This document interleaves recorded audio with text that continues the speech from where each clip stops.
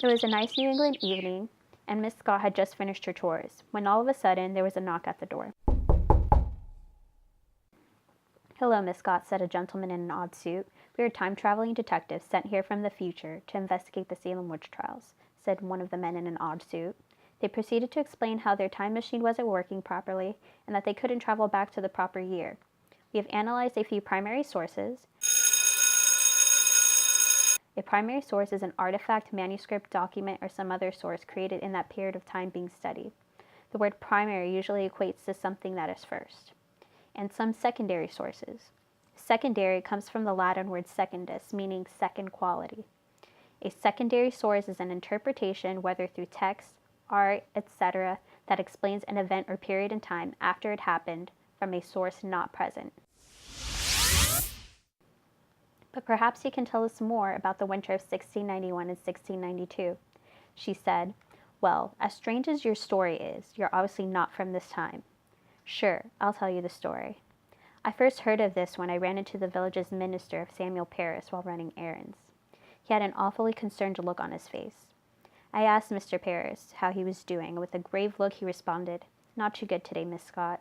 My daughter Betty and my niece Abigail seem to have been acting rather strangely, as if they'd been cursed by witches. Many more people of this village are coming forward complaining of such torments, as the feeling of being choked, pricked, and bitten.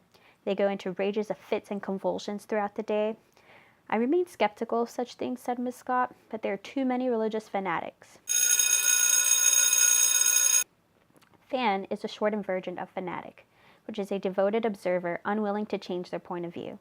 Its Latin roots associate it to madness, a synonym of crazy.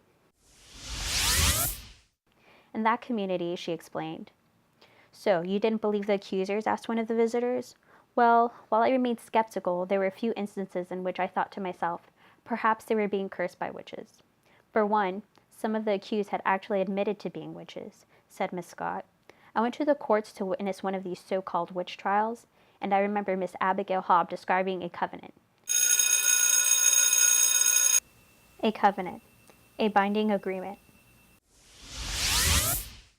she had made with the devil," explained Miss Scott. "The real turning point in my decision to denounce accusations was during the trial of Rebecca Nurse." "How did that trial in particular change your mind?" asked one of the visitors. "Everyone in the community loved Miss Nurse. She was a kind and pious woman. Also, the nurses and the Putnams did not get along, and everyone knew about the quarrels they'd have over land. The judge had read a verdict of not guilty, but shortly after, Abigail Williams and the other accusers began having fits again and yelled fanatically to make Nurse stop. And due to this spectral evidence is evidence based on visions or dreams. Words with the base spec equate to look or appearance. The jury changed their verdict." "Well, I think we got enough information here," said one of the men. "Thank you, Miss Scott." The strange visitors then proceeded to vanish out of thin air.